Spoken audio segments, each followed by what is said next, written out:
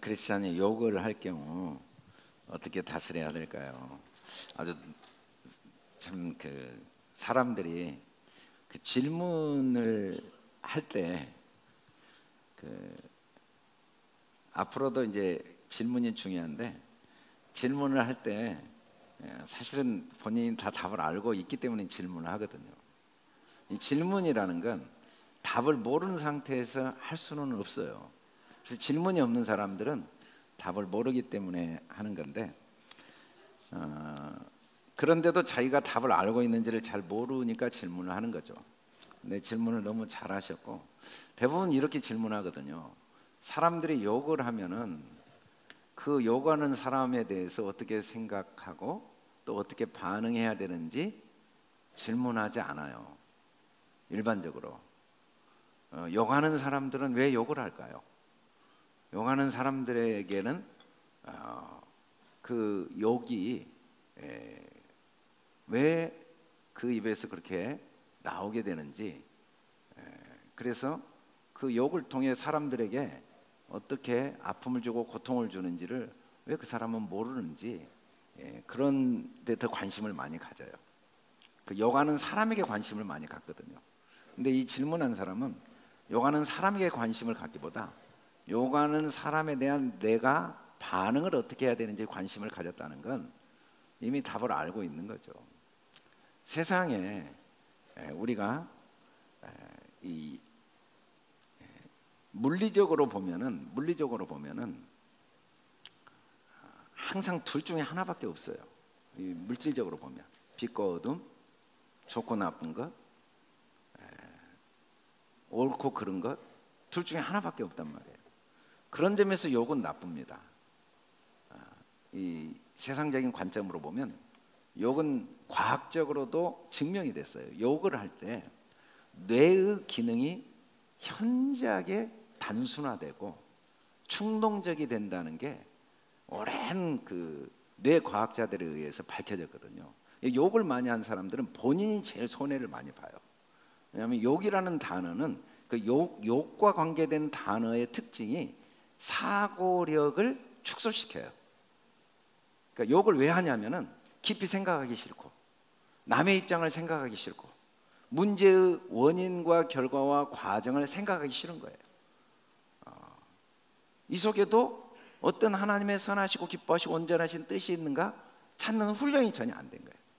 훈련이 안 되니까 그 상황에 대해서 욕을 해요. 또 욕을 하면은 점점 생각이 단순화돼요. 그래서 욕을 많이 하신 분들은 이제 자기 삶이 굉장히 충동적이고 그리고 앞뒤 좌우를 못 봐요. 앞뒤 좌우를 못 보면은 매일 부딪히거든요. 여러분 눈을 감고 걸어가 보세요. 장애물이 아무 문제가 안 돼요. 눈만 뜨면. 근데 눈을 감고 걸어가면 모든 장애물에 부딪혀요. 그래서 욕을 자주 하는 분은 관계를 잘 맺는 사람이 별로 없어요. 그냥 모든 사람과 웬만하면 부딪혀요.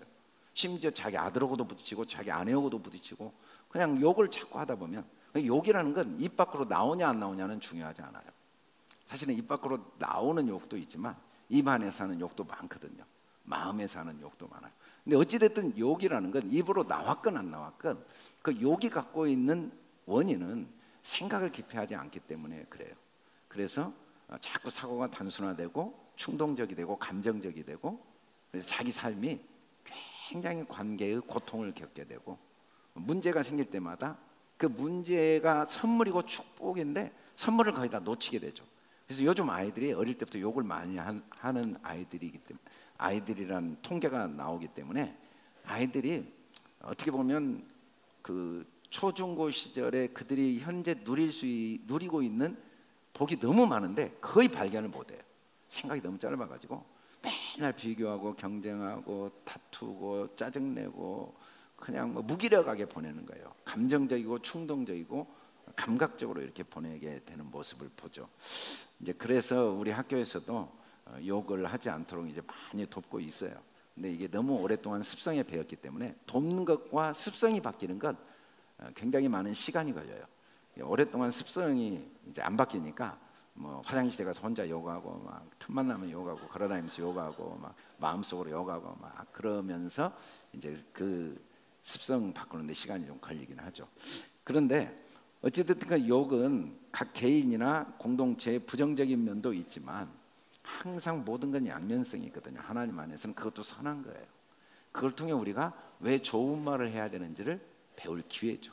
그래서 욕하는 사람을 보고 판단하거나 정죄하지 않는 힘을 기를 수 있는 게 제일 중요해요.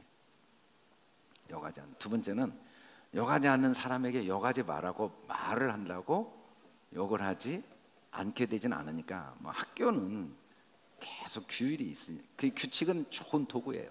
학교가 규칙을 세워놨거든요. 가정이 규칙을 세워놨고 공동체가 규칙을 세워놨어요. 욕을 하지 말자.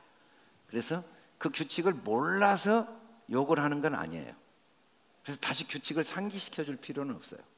그러나 나 한 사람이 그 욕하는 사람을 존중해주고 또 그 욕하는 이유를 이해해주고 나는 그 욕을 좋게 듣는 저 마음이 아프구나.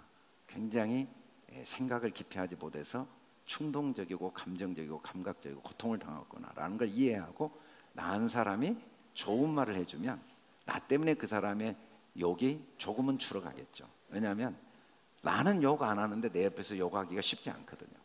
욕도 같이 짝을 맞춰서 해야 계속 욕이 선순환이 되면서 욕의 그 내용이 늘어나지 욕을 반응을 안 하면 좀 하다가 그 사람 앞에서는 점점 욕이 줄어들어요. 그래서 우리가 이제 신앙이라는 건 모든 상황을 긍정적으로 보고 또 사람의 문제를 판단하지 않는 힘을 기르는 거예요. 당장 그걸 고치려고 하기보다 그걸 내가 잘 이해해주고 또 공감해주면서 나는 그 사람 마음을 아니까. 제가 이제 항상 혼자 기도하며 생각하는 게 뭐냐면 세상에 아무리 나를 미워하고 욕하는 사람도 본심은 나를 사랑해요. 사람은 사랑밖에 할 수가 없어요. 본심은. 근데 상처받은 마음, 생각이 짧고 그래서 충동적이고 감정적이고 감각적이 되어서 나에게 욕을 하고 비난하지 그 본심이 나를 미워할 수 있는 능력이 있는 사람은 세상에 없어요. 사람은 그냥 사랑 덩어리예요. 다만 성장 과정에서 여러 경험을 하고 있는 거죠. 상처를 받았거나 비교하거나 아니면 뭔가 자책하고 있거나 그런 자기에 대한 자기를 사랑하지 못하고 자기를 존중하지 못한 그 내면의 상처 때문에 나에게 비난하고 원망하고 무시할 수는 있지만 본심은 그러지 않다라는 걸 자꾸 보려고 그래요. 우리가 욕하는 사람도 저 사람 본심은 절대 욕하려고 한 게 아니다. 그렇게 나는 이 질문한 사람은 그 수준을 이제 할 수 있는 수준으로 준비된 사람인 것 같아요. 그래서 그렇게 반응을 하면 좋겠다는 생각이 듭니다.